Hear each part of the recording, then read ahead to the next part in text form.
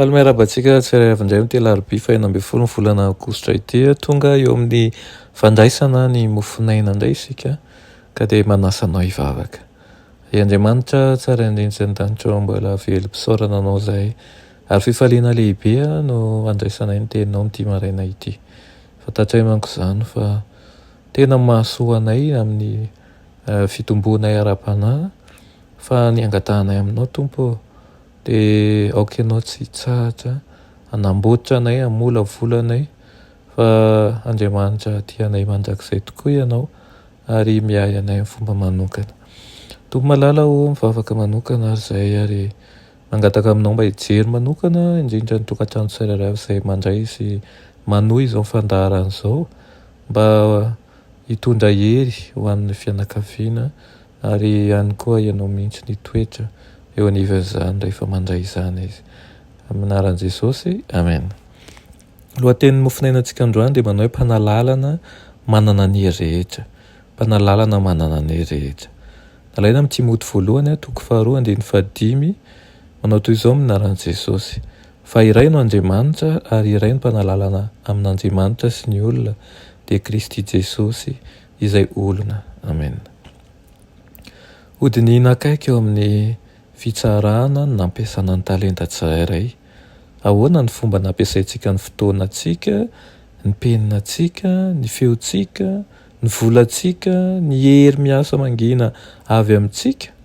Inona no nataontsika ho an'i Kristy teo amin'ny mahantra na ny tsapahoriana, ny kamboty na ny mpitondran-tena. Nataon'Andriamanitra ho mpitahiry ny teniny masina isika. Inona moa izany no nataontsika tamin'ny fahazavana sy ny fahamarinana nomenantsika ahatonga ny olona hoendy ho amin'ny famonjena. Tsy misy vidiny ny fahambona ho mino an'i Kristy. Ny fitiavana seho amin'ny alalan'ny asa ihany no ekena ho tena izy. Ninona natao amin'ny fitiavana na kely toy inona aza ny fanomban'ny olona azy dia eken'Andriamanitra sy valiany soa izany. Aseho miharihary eo amin'ny bokin'ny lanitra ny fitiavan-tena miafina eo amin'ny olona.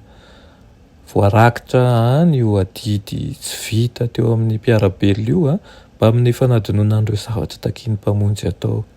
Ho hitany any ny nanomezana matetika ny Satana, ny andro, ny fisainana sy ny hery izay an'i Kristy. Mampalahelo ny tatitra izay entin'ny anjely any an-danitra. Misy olona manan-tsaina milaza ny tena no mpanaraka an'i Kristy ny tena revo amin'ny fikatsahana ny hareni-tany, revo amin'ny koa amin'ny fitadiavana fahafinaretana eto tany. Kely foana ny fotoana mba hatokany ho an'ny fivavahana andinihana ny soratra masina, hanetreny fanahy sy mba hieken'ny fahotana. Satana dia mamorona tetika tsy hita isa, hitazonana ny saintsika mba tsy hamisafisahana any amin'ny asa izay tena tokony ho fantatsika indrindra. Ankalalan'ilay mpamitaka faran'izay fetsy ireo fahamarinana lehibe izay mampiseho ny sorona mahavitra sy ilay mpanalalalana manana ny hery rehetra. Ireo izay andray anjara tombotsoa avy amin'ny fanelanelana nataon'ny mpamonjy dia tsy tokony hamela ninonninona hanembatsembana ny adidiny hanatratra ny fahamasinana feno amin'ny fahatahorana an'Andriamanitra. Ireo ora sarobidy lany foana amin'ny fahafinaretana, ny fisehosehoana, ny fitiavan-tena dia tokony hatokana ho an'ny fandiniana fantatra ny tenin'ny fahamarinana izay ho mba hampivavahana. Dia mba ho aminao tokoa anie izany teny izany. Tsy sanatria an-datsa fa tokony entina entintsika misavisa hoe inona nomeny Tompo amin'ireny fanomezam-pahasoavana ireny, amin'ireny fahaiza-manao ireny ary ahoana no tokony ampiasako azy entina hanomezana voninahitra an'Andriamanitra. Ny fanahy masina ny hiasa ao anatsika tsirairay avy mba ahafahantsika mandeha araka ny tiavan'i Kristy andehanantsika tokoa. Afaka isika ry Andriamanitra tsara ny azy an-danitra mbola misaotra anao ny amin'izany tenao izany izay mampatsiahy anay mandrakariva fa nomena zavatsoa tokoa zahay ary ho takena aminay tokoa hoe inona moa zany no nampiasainay azy ireny.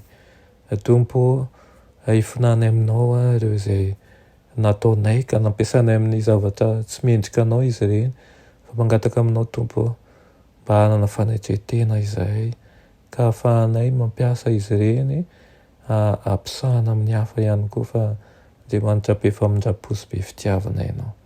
Aoka ianao Tompo hiasa ao aminay, aoka ianao ihany koa hitarika anay amin'ny fomba manokana rehetra ka tsy handeha araka ny herinay izay fa ny herinao ao anatinay ny hanosika anay hanao zavatra tsara lavitra tokoa.